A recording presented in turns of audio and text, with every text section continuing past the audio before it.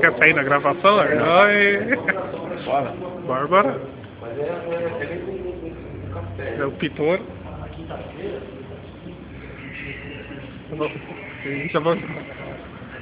Já vou jogar no YouTube hoje. Tá sem som? Nós falamos?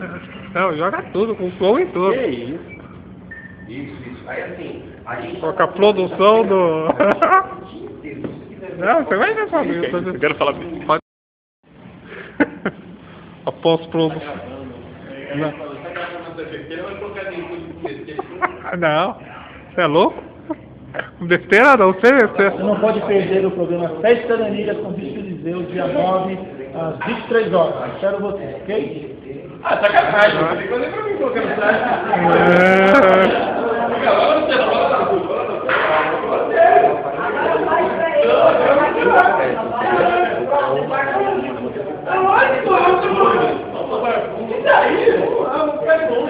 Porque a verdade é outra. Mas a gente vai falando isso, tá bom? Mas sai escuro aí, ó.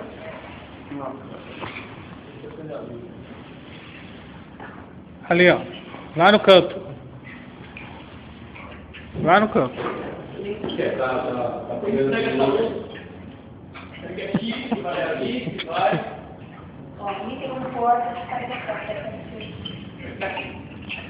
Nossa, escureceu tudo agora. Não, é nosso cuidado com o forno. Aqui atrás, ó. Aqui atrás? Você pode procurar no YouTube depois, tá?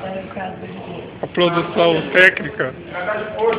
É aqui atrás. Você quer ligar, o Sandrão, pra ele não ligar o que não deve? É, só não pode sair a Coca-Cola, né? Só não pode fazer propaganda.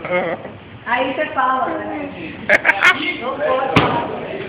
Aqui, homem de Deus. Eu falo pra você fazer, que eu vou explodir tudo. Eu vou explodir tudo. Peraí. Pode não. Caramba, você passa na frente da gravação. Tô trabalhando, velho. Eu também tô trabalhando aí, ó. Ah, é mesmo, cadê o... produção? Quando liga o computador do cara ali... Ah, logo, liga isso aí. É isolado, cada um quer uma sessão. Ele é fotógrafo, não é eletricista. E daí é eletricista.